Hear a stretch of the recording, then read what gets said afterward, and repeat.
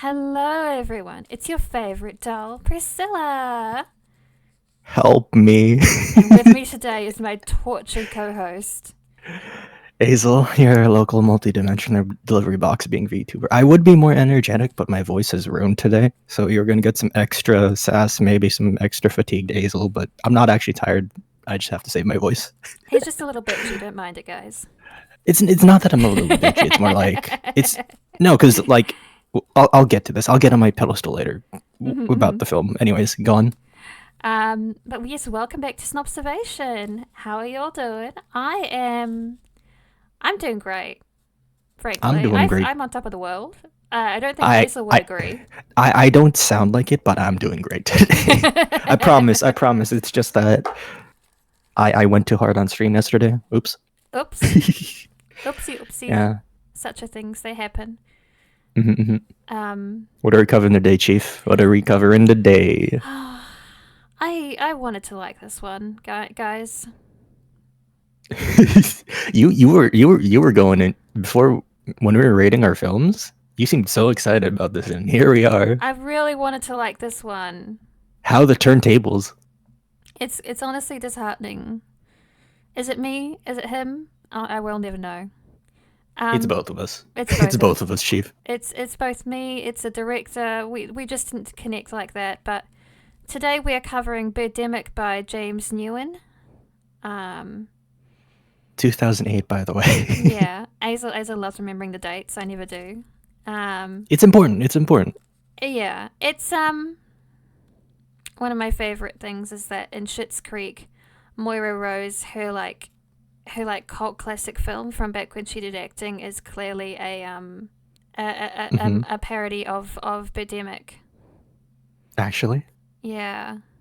what was the parody called? God, I can't remember. I just remembered that this fun little fact. It was, oh my god, what was it called?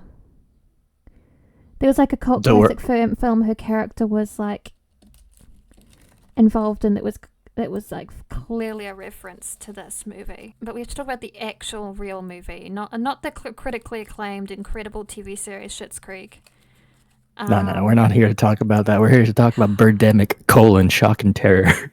Yep. It's actually not just called Birdemic. I learnt this when we looked at the movie. It's actually Birdemic Shock and Terror, which is kind of even better. Actually, I do like that title a lot. It's a really good title. You can't fault him there. You can't. I can't fault them there, but I wasn't. They were accurate. I was feeling some shock and terror when I was watching this. It's a very bare bones plot. We will say there's not much to analyze.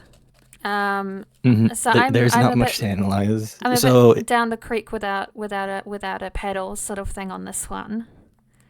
that maybe that's fine, honestly. But it mostly centers on the two main characters, the guy and the gal. I believe their names are Rod and Natalie. I Apparently, believe. they knew each other in high school, and it's like a Yeah, reconnection. Sparks fly. Everything's so beautiful. everything's Um, all hunky dory. their growing relationship actually goes on for quite a long time in the film. What do you mean a long time? It's like the entire film, basically. Yeah, no, you're not wrong. There is one really beautiful moment at the bar that I want to touch on. There's an Irish pub they go to. There was a singer at the Irish pub. Apparently, he was a friend of the director James Newen, called Yes, Damien yes, yes. Carter. And he Damien is Carter made a banger so track. fucking good. Brought us back Please. to life throughout in this movie. He brought us back to life on the brink of our sanity. If there's one thing you need to like take away, go find Damien Carter's tracks. All right. Yeah, just if you want to see part of this movie, just look up the clip where he's singing. Look up his work. It's all on Spotify. We'll be linking in the description of this video of this Yeah, upload. yeah, yeah, yeah. I Yes, yes. he's got a beautiful voice and he is such a great energy for performing. Mm-hmm. Very I was much like, enjoyed wait, they him. got an actual musician on board? All right, I'm a Yeah. bit invested Yeah, now he for was. this brief moment in time. Yeah, it was. I could feel Azel waking up and getting like some joy back into his soul. But yeah, Hmm. they have the slow burn, very very slow burn, almost excruciating slow burn. I've read manga that are slow burns that move quicker than this, and they're like hundreds of chapters long. And then after the characters do the do with their underwear on, in the American style. It's always so fucking funny to me. It's always so funny to me when they're like clearly trying to imply that something that they have done sex and they've still got their underwear on. It's hilarious to me.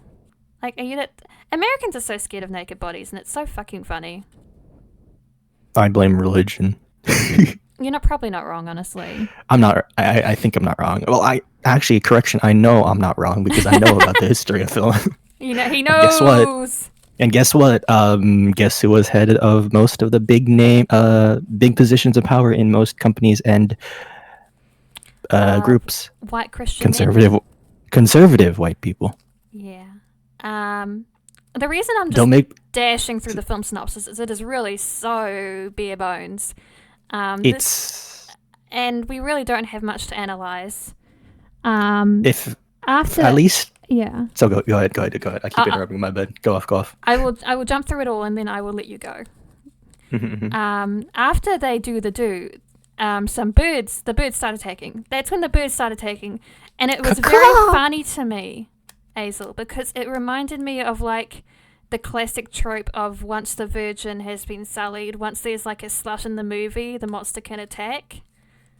You're right. You're right. You are right. I was like, is this on purpose? Maybe it is. But if we're going back to the whole like white conservative shenanigans, it could be a way like, oh, you sin, therefore you must die. I don't know if James Newen is a conservative actually. No. I don't think he is, but I'm just drawing a funny correlation. From the roots of the tropes, yeah. Roots of the trope, yeah. Sorry. Oh, absolutely.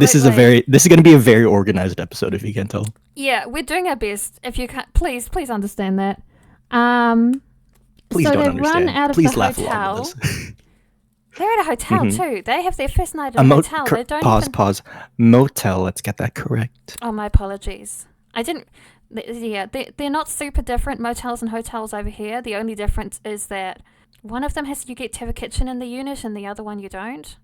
You get a kitchen in your hotel unit? One of them, the motel or the hotel. I can't remember which one. But there's not really like. It's not like motels are usually sleazier over here or anything, but they seem to be for you guys. It's more like I'm more shocked that you guys get actual like kitchen units. At most in most hotels over here in the US, we just get microwaves. Yeah, like road tripping is a big part of our culture over here because we're just like a tiny fucking island, so people drive up and down all the time. Yeah, and you have like you have stoves and stuff. Well, we have very basic stoves, very cheap ones. Doesn't matter. You have like stoves. A mini fridge, so you can go down to the supermarket and grab some milk and eggs for breakfast, and like then you go back on the road again, sort of thing, you know? Okay, so you don't have a microwave. You have like an actual gas or like electric stove. Some of them have microwaves as well. But you have like proper electric and or gas stoves is what I'm hearing. Yeah.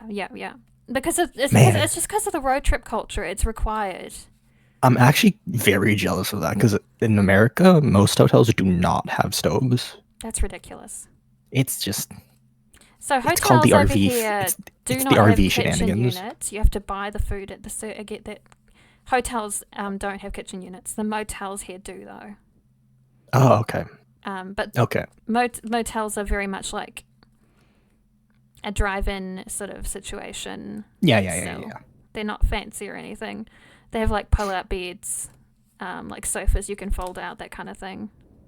Yeah. It's just there for function.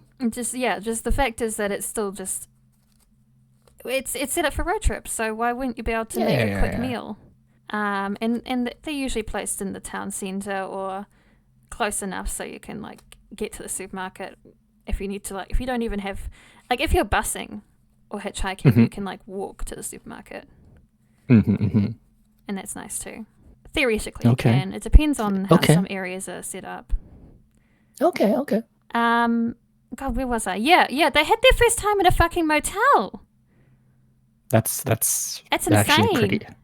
It's not insane over here. I'm like, okay, whatever. That's pretty normal here. It's not singing romance, I have to say. They're making do with what they got.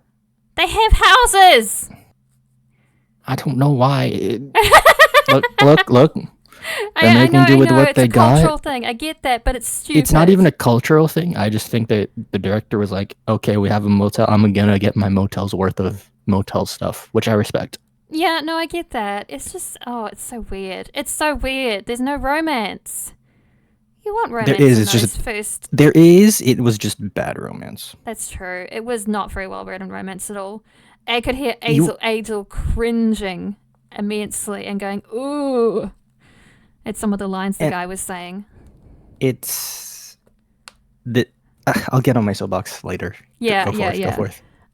So the classic. There's a famous scene from this movie where they're like, we have to defend ourselves. Is it a classic? It is kind of a classic scene. People reference it a lot. I've barely heard about it, but sure. You're not in the right circles, my man. I'm not in the right circles for probably a good reason. This film was... There's this classic scene. When we came up to it, I was like hooting and hollering mentally. I was very tired, but you understand. And they're like, we have to be able to defend ourselves when we make our way back to the car because there's all those birds. They'll like peck our eyes out and stuff. So they open the cupboard in the motel and they find the hangers. 4 coat hangers. 4 coat hangers. I don't think I need to say anything. 4 coat hangers, so they each take one. By the way, there's like another couple at the motel that they link up with. I don't know these bitches. It's very hard to keep track of anyone in this movie. Because the acting isn't brilliant. There's only one actor that we adore, isn't there, Azel? Who is it again? I forgot. The main girl's mum. Yes. The mum isn't perfect. That's how like frazzled I am with this film. I don't even remember the good stuff. You don't even remember the good stuff? Oh no! That's Maybe it's for better. Bad. Is it bad? That's how you know he's suffering. It's more like that's how I know this really isn't worth my time. And yet here we are. It was okay. We did not pick this film, all right? Somebody did. No, I know. But it wasn't us. It's very funny. I'm letting the viewers know about the context. I'm letting the viewers know. We know, but it's like, we don't watch these. So we don't really watch. We don't pick the films. They are gathered from our communities. So someone somewhere gave us Birdemic. I don't know who it was. But thank you. But I also at all. It was very amusing. Very amusing. Like Tilda for me. Thanks. I hate it. It was very funny they didn't leave a name because they were like, I don't want them to identify me. Which I respect. But also fair. like they knew what they were doing. Yeah. So this kind of a road trip happens. Oh my god, road trip! I was literally just talking about road trip culture. So after they somehow fend off a bunch of these violent birds with a coat hanger. Again, somehow they make their way to like a truck or a van or something. I don't know cars. And they get in. They leave the windows open. Mm-hmm. They always leave the front windows open because that's what you do. It's safe. It's totally safe. It's fine. And they go driving and they have various encounters with things that they find some children. Yes, they find 2 kids. One of them is the young boy's in the trunk, and the young girl's underneath the car. She was an amazing actress for the moments when she was under the car. As soon as they came out, the kids kind of just went like, we're absolutely the acting just fell off. They just the didn't acting give fell a off. shit. Yeah, and I respect it. They're just kids. And That's fine. It's different for kids. And also, like, acting with kids is very hard. Oh, Very, very yeah. hard. As someone who was once a kid. As someone who was once the equivalent of a kid in this room, yes. Yeah, I can definitely see how I would be very difficult. You're to hear, folks. They You're to pick hear. it. Oh, I am not shy about the fact that I was a horrible little child. Nah, I'm in the same boat too. So they pick up some kids. They pick up another couple. There was a veteran guy and a woman. Oh no, that's the people that they met at the motel. Oh, right. Who else did they pick up again? It was just those Was it just them? two. Just those two kids, yes. Oh, okay. Yeah, the kids' parents were dead in the car. They had their eyes picked out and shit, and it was really cool. Okay, if there's one pause real quick. Yeah, if there's one thing we have to commend this movie on, it's the practical makeup. Yeah, Good job. Good job, makeup team. The wounds and shit are so gorgeous. Good job, makeup team. Beautiful things. Oh, lovely. Didn't need to go that hard, but they did, and I'm glad they did. They did, and I'm happy. Yeah. Yeah. So they go on like kind of a road trip. They go into like do you guys call it a dairy? You mean a gas station market, like supermarket? I guess. Is it like the place where it's like it's just like a store that's like taped right next to the gas station, right? Yeah, like oh, you guys would call it a convenience store, wouldn't you? Yeah, we'd call it a convenience store. Yeah, we call them dairies because literally they used to be like linked up with the local farmers, and they would get milk in every day. They still do get milk, but like their whole identity was around the milk industry and things like that. So they were called the dairy, and we still kind of call them that. We need the milk. Yeah, you can still get milk from them, but they sell other things now too. Okay, I'm learning more about the local slang over in Priscilla land. Thank you. No problem. Got to learn something today. Fair enough. Yeah, at the dairy, convenience store for us US people. Yeah, got to translate for the locals. Yeah, I get you. I will. They basically, I mean, they don't loot the place. They're in a situation. They need food and water. And it's a rundown place. The kids like, are getting no hungry. It's not in good nick. And the guy, but there was like a corpse behind the counter that someone spotted. I think. So it's not like anyone's gonna need the money. Remember, it ain't stealing if no one's there to catch you. Oh my god, that reminds me. Recently, I went to this new fashion shop that opened up at the mall. Hell yeah, we like fashion. All right. It was really nice. It's a shop that's that's Australian owned, and I don't think I've ever seen them have like a physical store in New Zealand before. So I was really excited to see because I really like their stuff. And I was reminded of the fact that basically every changing room has the most heat-producing lights possible pointed down on people at all times. I'm so sorry. Because they don't want you to layer up and just steal clothes by wearing them out. That makes sense, but also, it's so gross. Especially, it's just nasty. You're not going to feel good when trying on clothes when you're that heated up and gross. Oh, for sure. Like, that's going to make you less likely to buy stuff unless you're like an ice queen or something. Yeah. That was a great sidebar, great derailment on my part. No, it's fine. This film again. This film ain't special. They're doing the road trip, and they have an encounter with like a bus of people, who are trapped. Wait, pause. Was the bus before the actual gas station convenience store is like $100 for gas? You see, the fact that we have to fact check each other tells you how bad the plot is. Hazel, I don't know. Let's see here.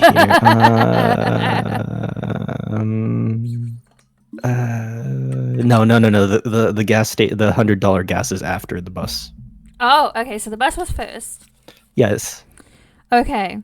Sorry, gang. The bus was first. There's this amazing tourist bus, which is really fun because it's clearly like the town is doing like a tourism thing where they're having a tourist bus in the camera, and they're showing off the town name and everything, and how like, look, you can go on tours and things, and look, we stopped at this Irish pub here, and you can do all sorts of fun things, and it's very cute, the little tourism moments in this movie. I'm not gonna lie. Yeah. It's clear that the director really didn't want to.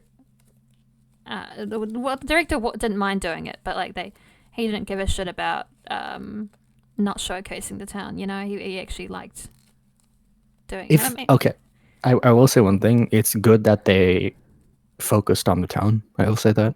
Yeah, it was nice.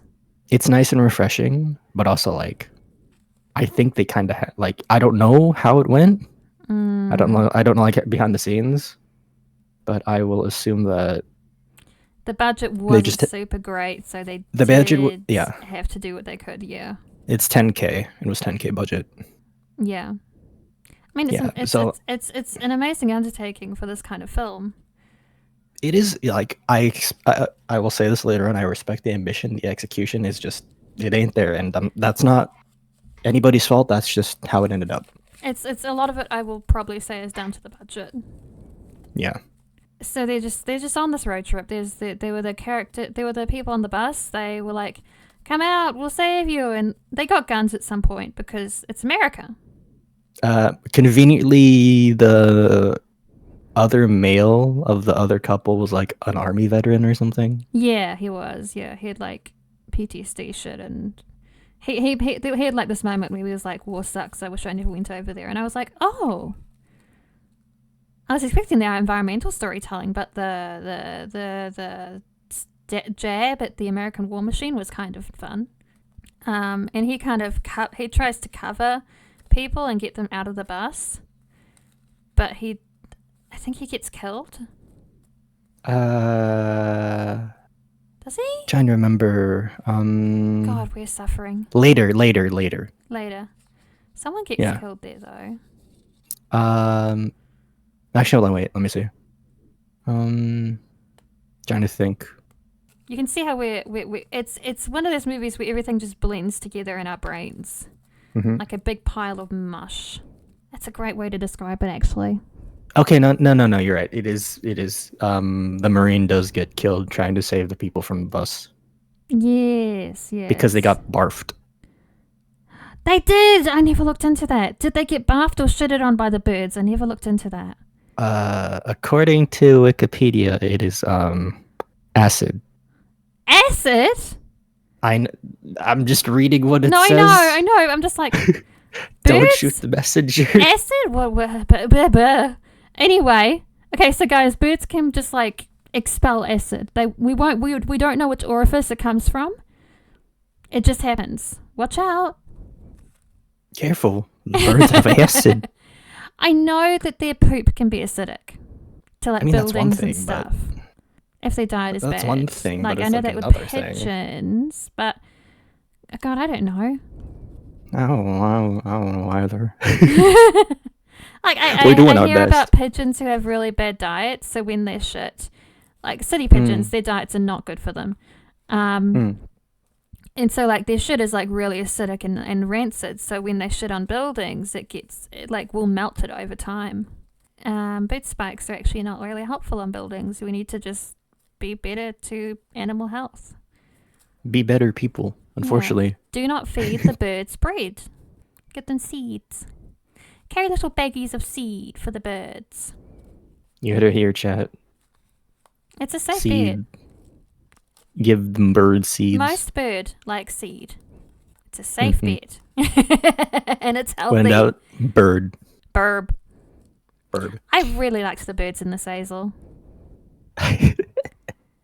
You did? I did. I loved when they dive bombed. Okay, yeah. Again, we are very organized this episode because there is so much to talk about. By the way, I keep derailing things that I'm desperately looking for things to say. No, it's fine. Okay, so the birds are painfully CG. But painfully.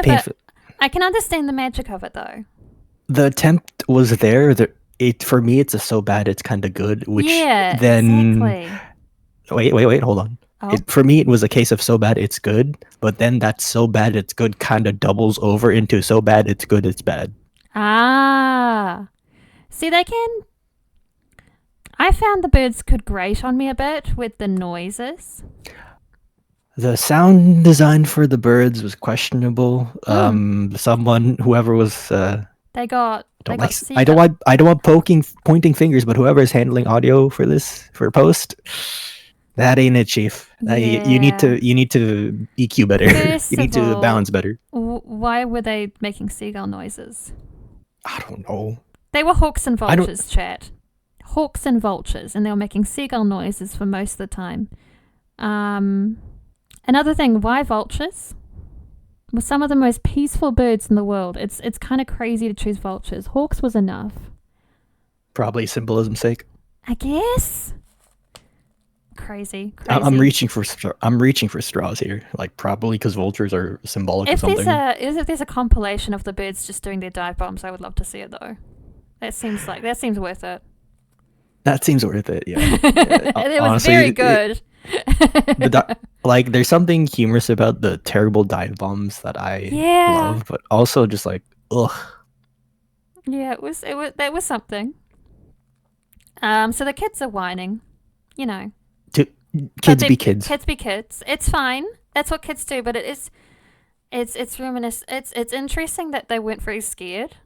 I don't know. Maybe I was an anxious kid, but I could see myself in like if that was a real situation I was in, like the birds, you know, doing all that. I would have just sat in the back of the seat and not said anything the whole time. And hid under a blanket or something. I understand where you're coming from, but I think this is just a case of getting kids to act properly is very, very hard. Oh, 100%. But they made the choice to make the kids go on about being hungry and stuff. Yeah. That's still in the script. It's still in the script, yeah. That is a case of just tonal issue with writing. Yeah. More than anything. Again, that's James Newen. He wrote the script. Yeah, I know. I'm sorry, but I'm just pointing this out. I get the feeling that he does not have the writing chops. Honey, don't. Azel was like, yeah, no shit. I do not like being this like. Azel doesn't like being bitchy? No, it's more like I'm fine with like giving critiques. I just don't like being like mean about it. But I just see this film like, oh, okay. Yeah, he feels it in his heart and soul, and he's like, ugh. So they kept driving, and they made it to a beach, right? Yes. Okay, they made it to the beach, and they found some like fishing equipment in the car. Wait, hold on. I think we're skipping ahead of it. We probably are. It's such a mush. It's a pile of mush, Azel. The fishing happens after the $100 gas, remember? Oh my god, you're so right. And then I think the girl from the other couple eventually dies too because she got attacked while trying to take a piss. Azel, she was taking a shit. It wasn't a piss, I think. That's why it took so long. Either way, union mandated bio break. Union mandated bio break. Yep. Either way, the girl that one died. They die. Yeah. So both of the extra couples died. It's just our main two and the kids. And yes. I think the film is trying to sell this like after the apocalypse is over, this will be a family kind of Found thing. family smile. Yeah. Yeah. And I'm like, he's not going to be a good dad. No. No, she's going to be one of them married single mothers. Yeah. You know the trope, gang. You know it. Yeah. You see it every day. No, there was they had a guy they saw a guy who was broken down on the side of the road, right? Mm-hmm. This is after they grabbed the $100 gas, by the way. Yes. And they were like, "Hey, you okay?" And he was like, "Yeah, I don't have any gas, and I was wondering if you guys could sell me some." And they're like, "We don't have a lot. I don't think we can do that." And he's like, "I'm not asking." Pulls out a gun. Okay, look, if you're gonna highway rob someone, don't ask for them to sell you the gas. Just hold them up, stick them up, And take grab the gas and run. You don't need to pay. Don't need to ask to pay. He literally holds them up with a gun and he says, "You have to sell me gas. Sell me this gas." Like, he didn't even. As soon as they decline the initial polite request, he doesn't say, "Just give it to me." He says, "You have to sell it to me. You better sell it. I believe in capitalism to an unhealthy extent." Okay, look, if I was being held up and I got $100 for it, I'd say, okay, sure. If I was being robbed, if I was being politely told at gunpoint to politely at gunpoint is crazy. That's why I'm being sarcastic, Priscilla. I know. I'm being sarcastic. If I'm being politely held at gunpoint to take $100, you bet your biscuits. I'm taking that $100 and saying nothing else. You heard that? He bet his biscuits. He bet his fucking biscuits. It's a big deal. I make some damn good biscuits, all right? Yep. I know how to bake bread. Oh, it's just so fucking funny. Don't the birds attack this weird guy? They attack the "Why won't you take my $100, robber?" and the impromptu merchant highwayman. Mm-hmm. And our main guy, he gets back into their car and drives off. And he leaves the stuff that the guy dropped. There was a gun and there was like a gas canister. Yeah, there was the gun. We were pretty they mad left the that gun he and the gas. didn't take the loot. It's like, you're in a survival situation. You're supposed to be in a survival situation, right? We were pretty mad. You take anything you get. That is an extra gun for the bird, and you just left your $100 gas. I also had this thought that they could have driven the car up side to side with his car and just sort of shuffled open their seats, open the car doors, and just scooched in between and looted his whole car. Nah, the birds were there, obviously. It took too much time. The birds would have seen right through it. Exactly. God fucking damn it, Azel. This is a fucking mess. Hey, look, this is just how it is with Birdemic. It is. Oh, where were we? And then we get to the beach, you're right. And then he looks in the trunk and he's like, "Oh my god, we have fishing equipment. I can catch fish and we can eat. Look at these conveniently placed fishing equipment." And then she takes kids and goes, "Let's go find some seaweed so we can have that with the food too." Mm-hmm. I've never had seaweed. Have you, Azel? Yes, it's pretty good. How do you usually serve it? So I usually eat seaweed through just raw? How do we serve it? Raw as is? Yeah, pretty much. Like I like most of my seaweed either just like through musubi or sushi. They usually add it in ramen too, but it's just like a single slice of seaweed. And so is it a pretty strong taste? You don't need much of it? It's pretty, like, I don't know how to like say the taste without saying it's seaweed flavor. But, would you say it's a planty? There's some salt in the plant flavor as well. Yeah. Okay. Yeah. That sounds nice. I would love to try that someday. It's definitely something you'd want to pair with like rice.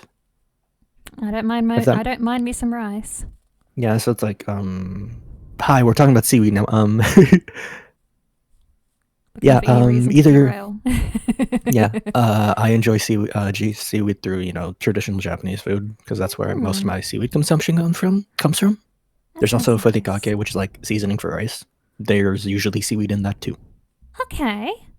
Yeah. That sounds really pleasant. I should try that sometime. There's also spam musubi. I don't know if I've never had spam either. That's another one I haven't had. It's not very popular over here. Yeah. Be wary. It is a bit. It's spam. You can feel the processed. It may upset my delicate organic sensibilities. Yeah. Yes. So be wary. However, it's really good. It's a really good spam musubi. When it's done properly, it's good. Is what you're saying? When it's in spam musubi, I like it a lot. Okay, specific servings. I get you. Specific dishes. Yeah. again, chat, you may have noticed that I'm desperately looking for things to talk about. So You she can takes tell the that there kids to isn't much find. talk to She talk takes about. the kids to find seaweed, and yeah, and he goes fishing, and they catch a big fish that they definitely didn't buy at the fish shop at the local fishmonger. Behind the scenes, you know. Yeah, it definitely doesn't look super clean and nicely caught, and like it was like, oh, it's a really fucking good fish actually. I wouldn't like. I'm kind of mad at how they cooked it because it looks like it would have been really yummy if they did it well. Okay, I'm gonna be real. Probably after they shot the scene, they didn't use the fish at all anymore. They probably tossed it aside, which makes me very angry. Yeah, it's the fucking cruelties of the world. Very wasteful. They could have saved that with some spices and some other ingredients, I bet. Yes, they could have. But they just get out a very basic cooking kit, like a camping cooking kit. Yeah. And for this, they boil the seaweed. See, I don't know anything about seaweed, and that felt wrong. Boiled seaweed. Let me reiterate. Let me reiterate. I am like using my voice properly now. Boiled seaweed. Yeah, that is not how you do shit. I know. No. I have touched seaweed. I know that, and I felt the texture of it. And seaweed. I've touched it. It was erotic, I swear. We touched grass. We had a romantic connection, I swear. I have touched seaweed, and just from the texture of that seaweed alone, I can tell you that it will suffer if you boil it. Because, okay, like, if you think about it, the seaweed that we usually consume is dried seaweed, right? Mm-hmm. So you're just reconstituting dried seaweed. Yeah. Yeah. Hey, what's the point? Just why? Why? like I get it within the context of the film, you literally plucked it out of the seawater, but yeah, you gotta like clean it from all the impurities, but you could just dry it instead. Yeah. It's not hard to set up a drying rack. Like, you just need... Especially when you're by the beach, no. Yeah, that beach area is so good at drying shit out. Mm-hmm. It's so... Okay, it was cloudy that day, but whatever. But that won't do anything to stop the beach air. The beach air does its job no matter what the weather is. As long as it's not raining, it's fine. The beach is powerful. Yes. So then they put these poor ingredients, these actually beautiful ingredients, and they put them in this atrocious concoction that I can't even begin to think about, Azel. I can't even begin to think about what they do to it. And then the kids are like, but we want McDonald's. And I look at that food preparation and I go, me too. And I don't even like McDonald's. To be fair, though, that is like, if I was in that situation, I was good. I'd want McDonald's too. Yeah. Mum was on the soapbox of fast food is made to be given to children so that they become addicted throughout their whole life. So she never let us have it as kids. Even though we probably would have had more regular food, but I get it. She's a very passionate woman. And quite frankly, there are foods that I would have definitely been more interested in, like battered fish would be nice. Just fried fish. Good old battered fish. Classic. You just take a fillet and you batter it and it's perfect. You really can't go wrong with like a good old fried fish. Just make sure you know how to debone and all that. Yeah, you gotta fillet it properly. Do the job right. Seriously, I have seen so many people just choke on fish bones because they don't take it out. Fish bones are very dangerous, chat. Because they just do not remove it from the food. And like there are places that serve food with the bones and you have to remove it on your plate. And like, tell me about it. I hate it so much. It's like a delicacy thing or something. I don't know. Oh no, for places that I went to that serve moon, they're just lazy. Oh, yay. So they're risking people dying because they're lazy. Cute. It's a hazard. That's yeah. fun. Cute. Like, come on. That's great for your restaurant's reputation, but it's fine, I guess.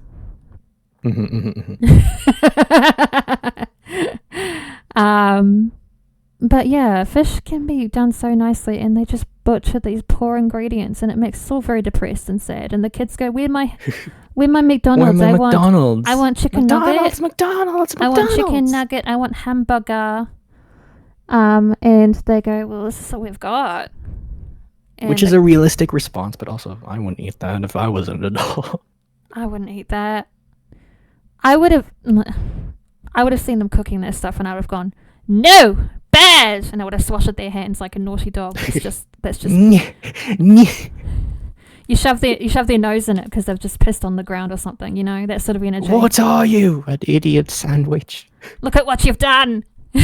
Can't believe you've done this. Yeah, this isn't a cooking movie, but yet I have such a passionate relationship with food waste. Oh no, same here. Growing up, I'm a picky eater, chat. I'm very bad at eating, and it's related to my autism 100%. The sensory issues. There's a bit of food paranoia about contamination, and I straight up, I really enjoy food, regardless. I do work really, really hard to love food, and it's very hard to eat if you don't love food. And I don't know where I was going with this, but man, food waste makes me depressed. The fact that I'm a picky eater, and I would feel guilty about when I've tried something that I wanted to see if I liked it, and then there was leftover food, I would go around the house and ask if anyone wanted to finish it because I was so scared of putting it in the bin. For me, it's like I don't like food waste, but like if I'm full and then you tell me if I want it, I'm like, I can't eat it. Yeah, I would literally go around the whole house and ask every single person, "Can you finish this for me? I don't want to waste food." For me, it's like, if I have the stomach space, I will eat it. But for me, growing up, everyone, like, box parents, were like, "Hey, you want this?" It's like, I'm full. I have my own whole ass meal to finish. I come in with me my own meal. No. Oh, it's funny though. Like, we're on the appetizer. I still have my main dish coming. It's not that I don't like. It's not like you don't like. It's like for me, I don't want to waste food, but I can't eat all of it. Yeah. It's we have limited stomach space. We're only so large. Yeah. No, Sorry. Tangent. you're fine. Yeah, we're both tangenting, babe. We're both tangenting. And so, and then the birds come again, and they're like, "Ah! The birds, we're out in the open, oh no!" Mine. And then there's like this weird pigeon noise that echoes throughout the land, I guess. That's kind of the impression I got. And it's so fucking funny. The pigeon noise they got is definitely the sound of a pigeon male trying to proposition a lady when he's doing that dance with the cheek puff, with the chest puff, and bowing his head up and down. It was definitely that particular noise. Okay. And then all the birds go, "Oh, we're gonna leave now," and they all left. Lamau, that's it. And then the characters all sort of gaze out at them leaving and like this thoughtful, melancholy vibe. And then and that's it. And that's it! Movie's over! Everyone go home! That really is it. That's it. Man, that was a lot of work just talking about the plot, Azel. How are we going to make it through the rest of this episode? Well, we're not beholden by time limits, but that's true. Just so you know, we aren't beholden by time limits. But is there anything else you want to talk about real quick before I get on top of my box? God, I really wanted to like this movie, Azel. I know. I really wanted to like this movie. I'm really good at finding something to love in movies and being good to movies and loving them for what they are. And I just didn't. And it makes me really mad and sad that I couldn't find a consistent fun in it. Not even the makeup? That wasn't consistent though. Like I didn't Hmm. get to enjoy that consistently enough to have fun with the movie, to be quite frank. Gotcha. Same with the dive bombing birds. It didn't. It's like the difference between this movie and, say, a similar sort of movie energy that is Sharknado. Sharknado Okay. is schlock. It's trash. Hmm. It knows what it is too, and it's just it's so much more fun. You can enjoy it. I will say the other thing about this movie I did enjoy was the fact that James Nguyen basically said, I know directors who have subtle political messaging and they're all dumbasses. I'm going to have the most blatant speeches and discussions about global warming and the war machine and the dangers of the environment that's changing, and you have to deal with it. And I did think that was very funny. I enjoyed that he stuck to his chops and didn't let go on his points. He's no coward on that respect. But I really think that's all I can find in the movie. And I think it's all you, Azel, now. Okay, for me? Oh dear, you're just gonna open a can of worms.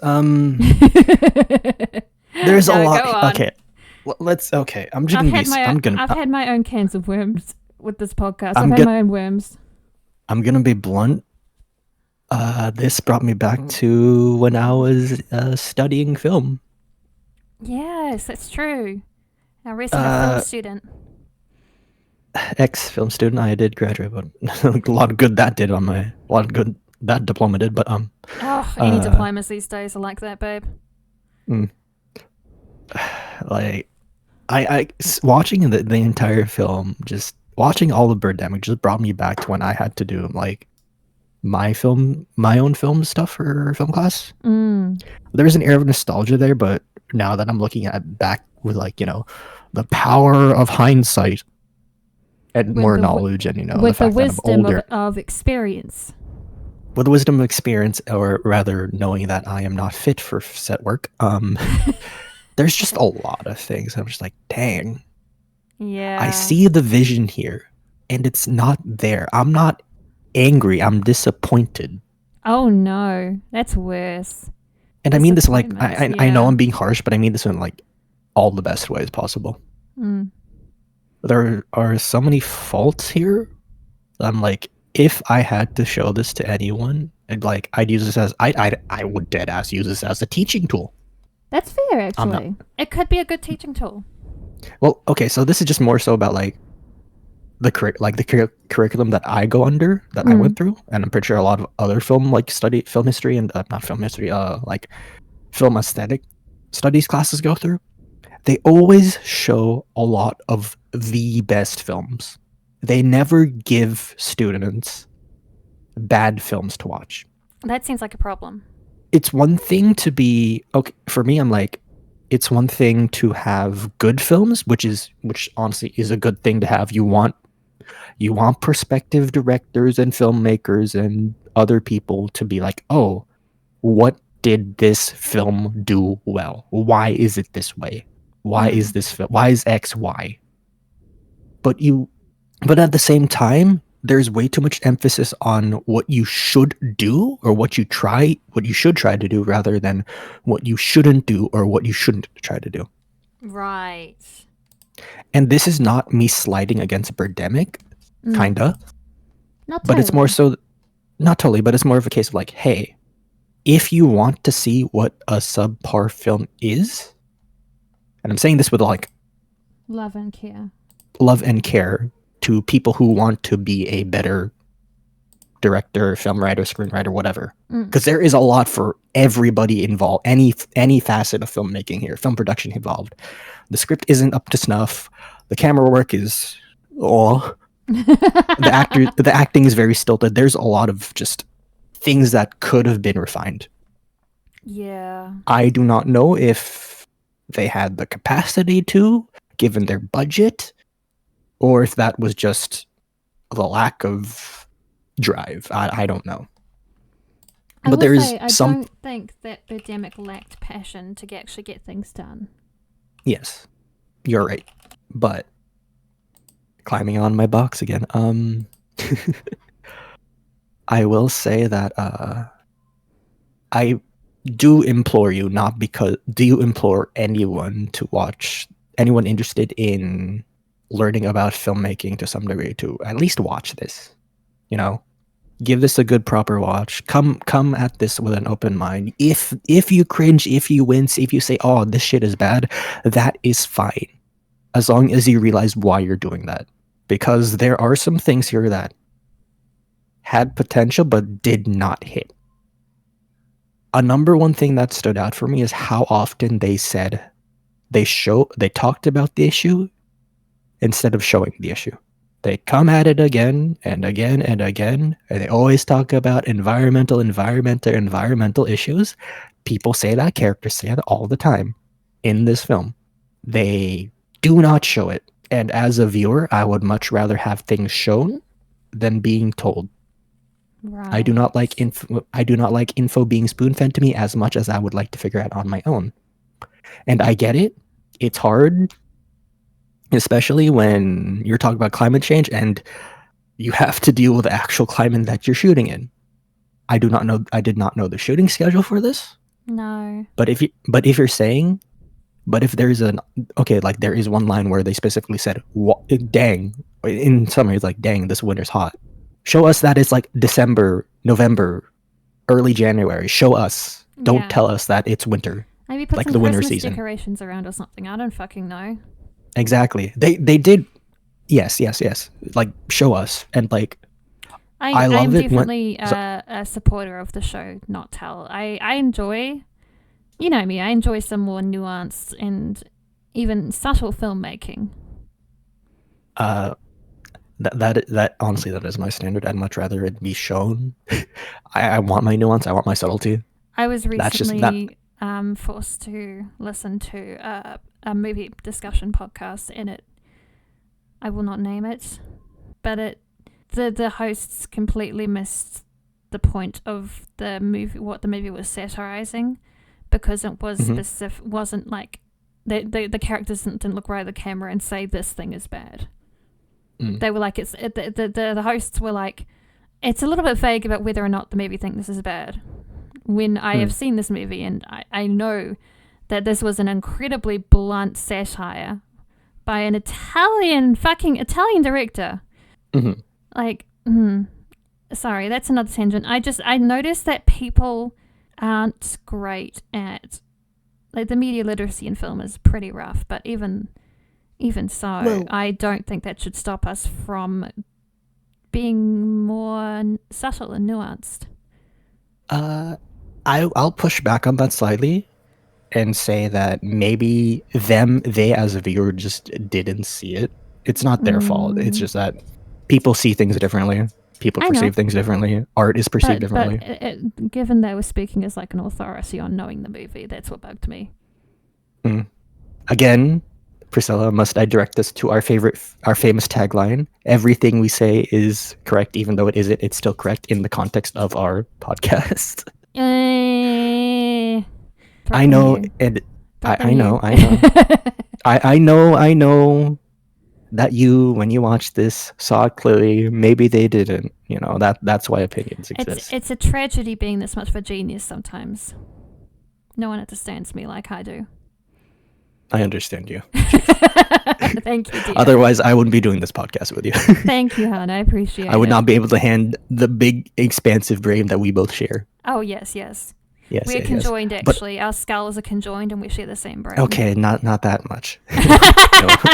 No. That is incredibly uncomfortable. Do you know how hard it is to have, like, conjoined skulls, actually? I'm picturing it so beautifully, though. We won't be able to get anything done. No. We've got this. Look, we're recording a podcast right now. Yeah, but we'd have to be in, like, 2 different time zones at the same time, physically. No, we're just that good. We're just that good. Anyways, drawing us back into my soapbox. Oh god, chat. This is just evident of how much I'm struggling to talk about anything. Azel, can you take it away? Yeah, yeah, of course. A lot of okay. If there's one thing I have to praise, even if it's like for one scene, how actors handle food, Mm. or rather, how actors eat their food Yes, on you told me screen is about very, this. very important because Yes, you I informed. don't I know was if I need to make this. informed. I don't know if I need to say this, but when you take a shot, you want that the following shots and retakes to be consistent. Mm. You need to shoot the same scene from different angles, so you want to make sure that everything is consistent, right? Yeah. So when our main our male lead takes a bite of a donut of their donut, you might notice that it's a very minuscule bite. It was Why like is that? just the tip of his teeth going scraping Yeah, just a smidgen off. put in that SpongeBob gif. Yeah, yeah, yeah, exactly. Yeah, yeah, yeah. No, like just, a lot of people, a lot of like casual, like when you're watching like a movie casual, you don't pay much attention to it. But when you're an actor on set and you have to eat, please, or it's highly recommended that you should take very small bites because you're going to be taking that same bite every single time. Yes, I didn't realize this, and while we were watching the movie, Azel told me this fact, and I was like, God, that makes so much sense. But I'm such a voracious eater, I would never be able to follow that rule. Because, like we discussed before with wasting food, we have limited stomach capacity. Yes. I learned that. I learned that through like I actually had growing up. I had the behind the scenes book for Diary for Wimpy Kid. Oh. Yeah, so they talked about it there.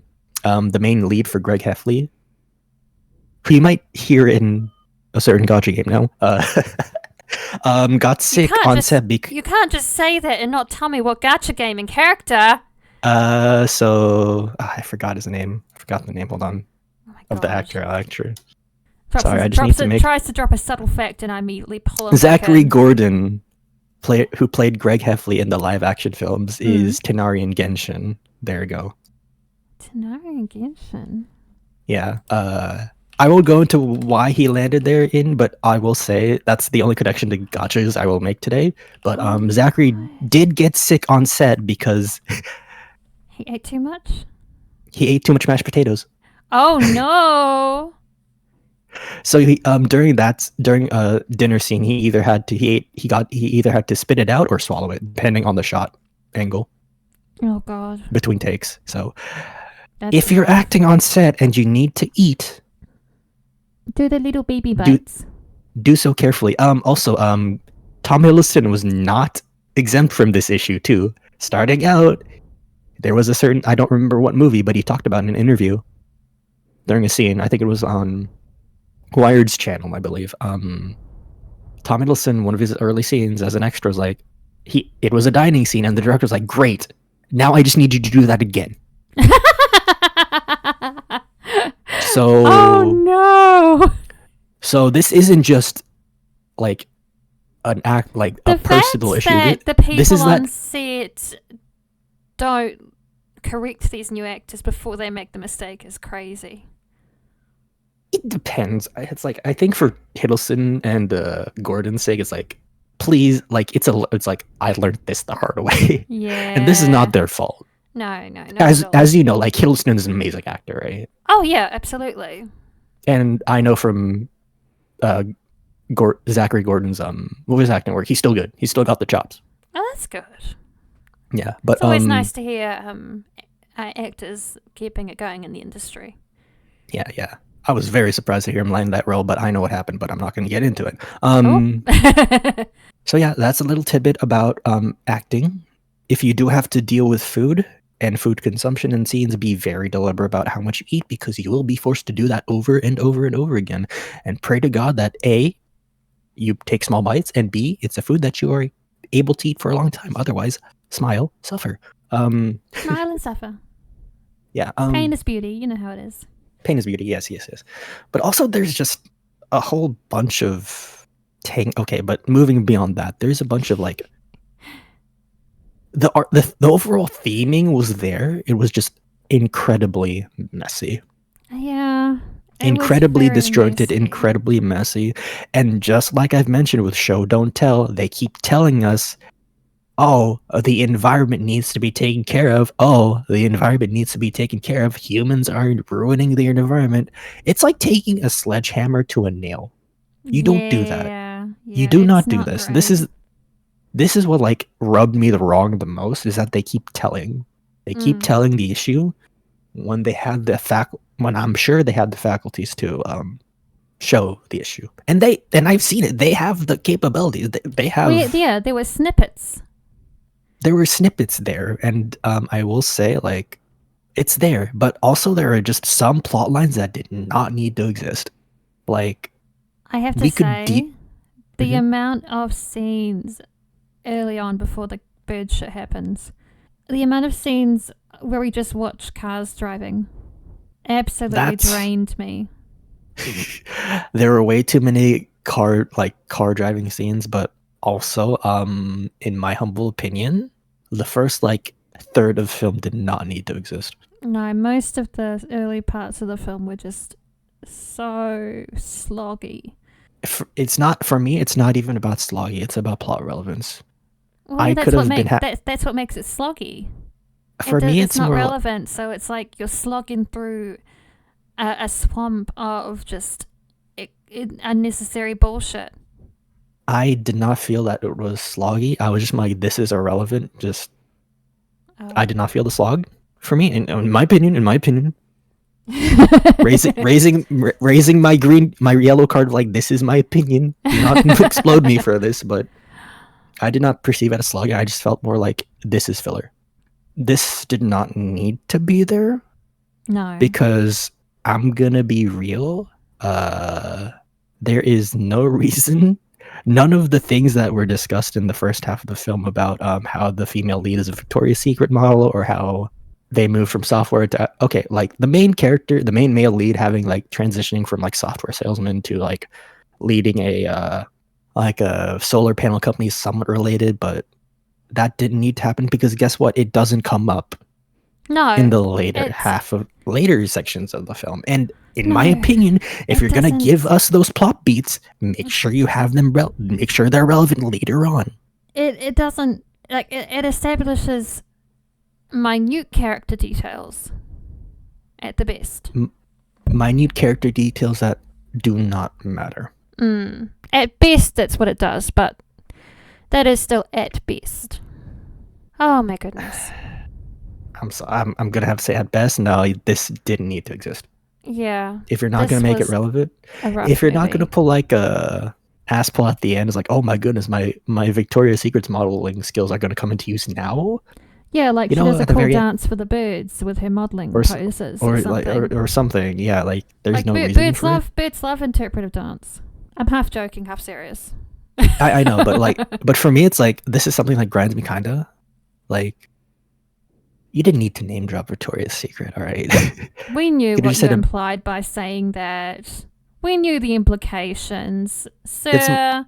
It's like, you don't need to name drop anything like that. And I get it, but also, you don't need to. Also, the implications are that she's a sexy model. She's a sexy female lead because she's going for Victoria's Secret, the lingerie brand. Like, we get it.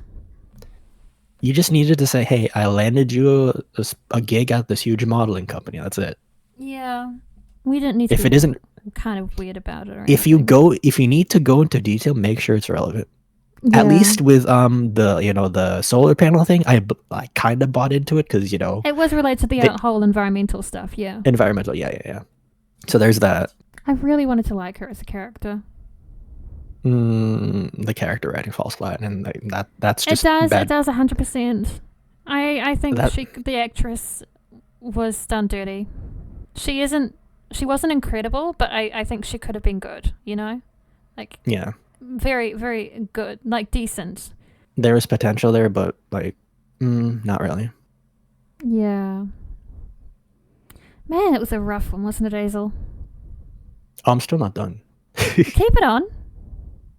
I don't think if you do watch this, if you do watch Birdemic, you'll If know you make the how tortured choice after hearing our words and deeds. more like, well, Priscilla's like, do not watch this. I'm like, please watch it so you know not what to do. I am a cautionary tale that Azel wants you to experience. Okay, because I do think there's some learning things here. I'm going at this as like you want to better your craft. Priscilla's like, please don't watch this if you value standard, which I 100% agree with. Both of our viewpoints make sense. Do not watch this if you really don't want to suffer. Yeah. But also, if you are trying to improve your craft, I implore you to watch other bad films like this. Yeah, like because you need to know what bad shit looks like to know how to make good shit. Not even that, because no matter how bad something might be, you can always get something out of it. Yes, 100%. There's a lot of art that could be... I'm going on a tangent. The original Higurashi, many people could say that the sprite art is bad. Mm-hmm. I'll get you to throw an example up of that. However, like they're very moe blobs. You know what a moe blob is? Elaborate.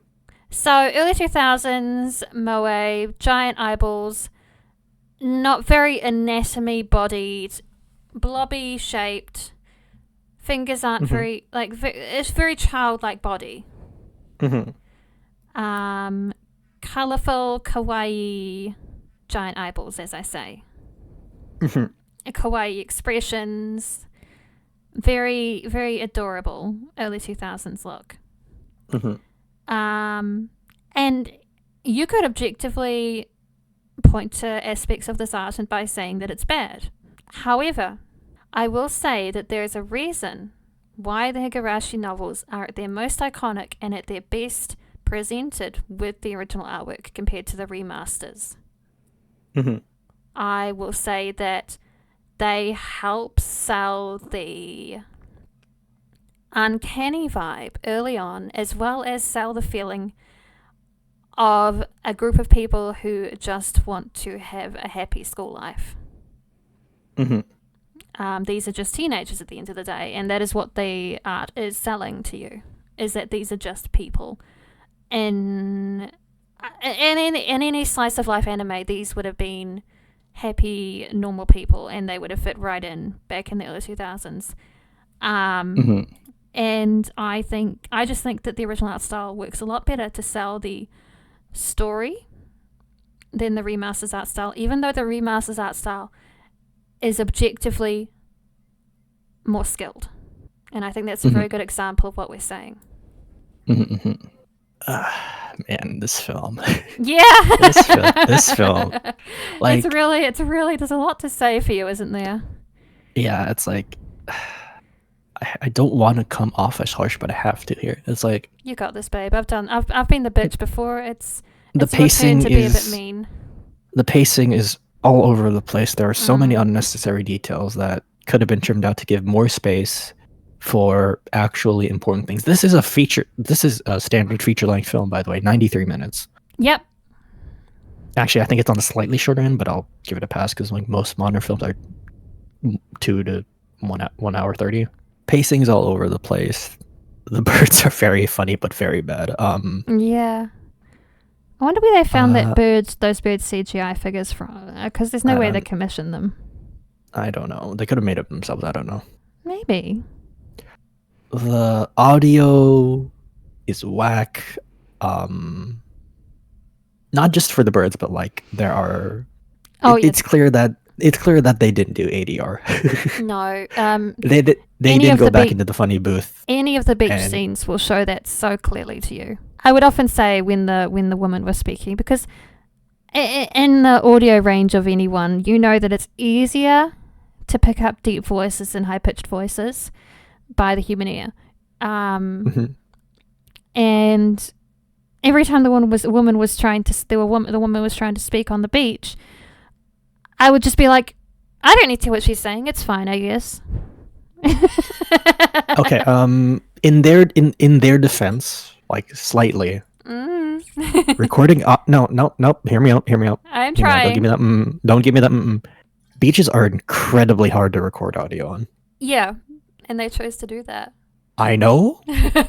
I'm just saying that they just had to deal with it. I'm not saying it was a good idea. I'm not saying it was No, the I'm just best saying idea. that it's a very good example of the fact that they didn't ADR the scene afterwards. They did not. Yes, they did not ADR the scenes, and I could clearly tell throughout the film that they lacked the proper audio equipment. Mm-hmm. I will say, however, though, getting good audio on a beach that is that windy ain't happening at all, Chief. No! Beaches in It general is. are terrible for audio, let alone when the weather is like that.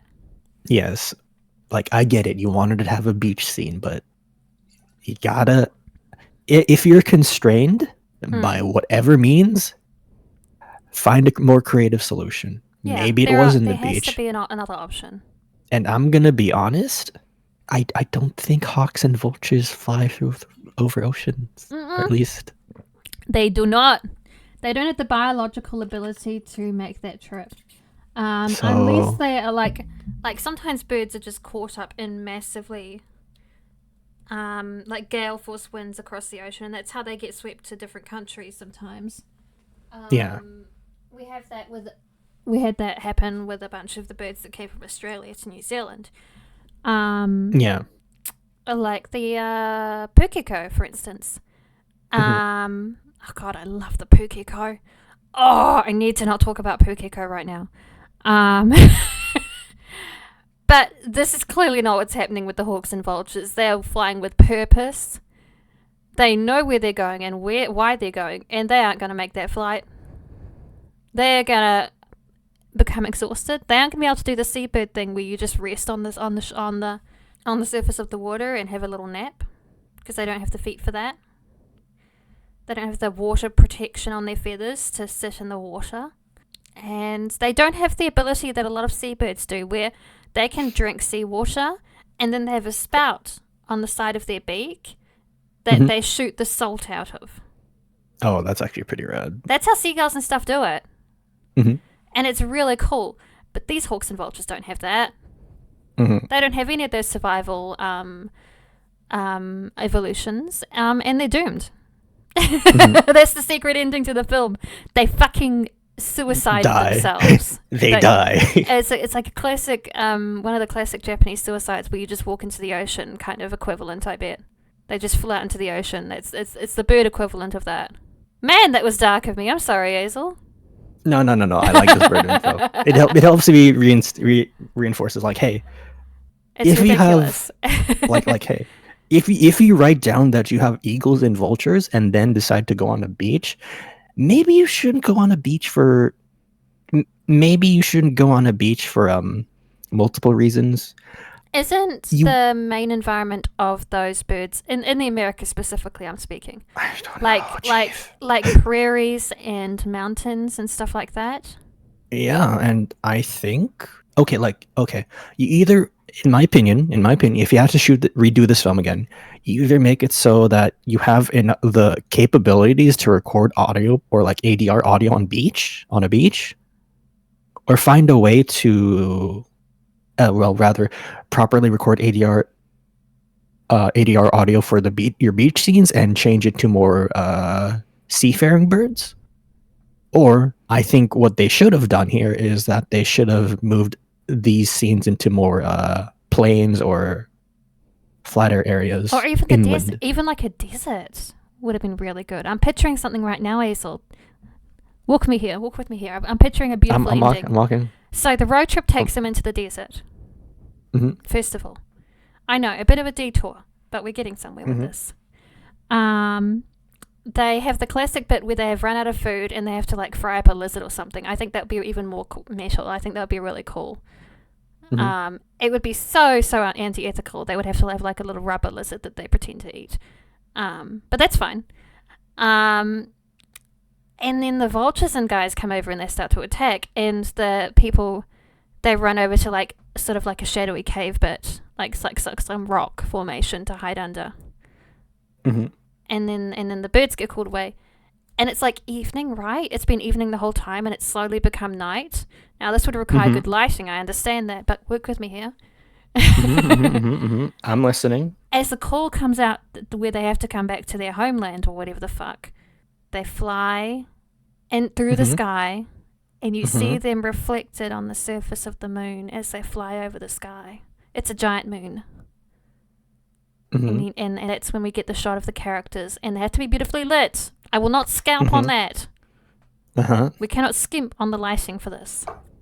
And then we have a moonlight effect on the characters, and that's even more interesting from an emotional standpoint because it's natural lighting feeling. And it creates more of a melancholic air because moons are melancholic thematically generally. I think I'm cooking. It would be better, however, is that the intention of this film? Is that the original intention of this film? I'm not sure. I'm not James Newen. I just had a burst of beautiful artistic inspiration to Do not get me wrong. Ending. I'm not shooting down your idea. I love it. You just don't know if the movie would make it work. Yeah. I don't know if it would be right for if I'm film. going into this trying to make a Birdemic but better while keeping the identity of Birdemic intact.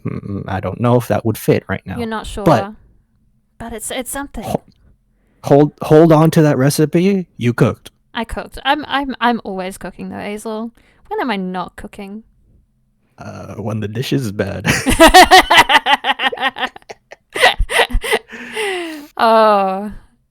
Oh, carry on, dear. Yeah, pacing's all over the place. Editing. Gosh, the editing can use some work. They needed to clean up post so badly. God, they did. They did. And again, like this is just. I see the intent. I see the vision. It's just. Yeah. Needed to be executed on better. It's all down to the execution. Like I could see the potential here, and I'm not lying. I'm not like being No, like, there is definitely a grain of potential in here. But for me, it needed a lot more polish. And take it back to the cutting room floor. Get some more work on it. Not even cutting room, just reshoot the entire thing. That's my opinion. Rewrite the script, start from scratch again. Yeah, if you had to, do that. Please. Yeah. But this is the Birdemic we have, and this is the reality we live in. this is what we gotta watch, and if you don't like bad films, do not watch this. But if I don't even think it's so bad. It's good. I really don't. I think if you want to enjoy the aspects that we enjoyed, look up clips online for particularly what we liked. Other than that, I don't think it's worth it. Unless you're looking to learn something. Yeah, like come at this with like again for me in my perspective, my perspective as the person who is myself enjoying this if I was drunk. Yeah, that's how you know it's a bad film. But in my perspective, I'm good at enjoying things when I'm drunk.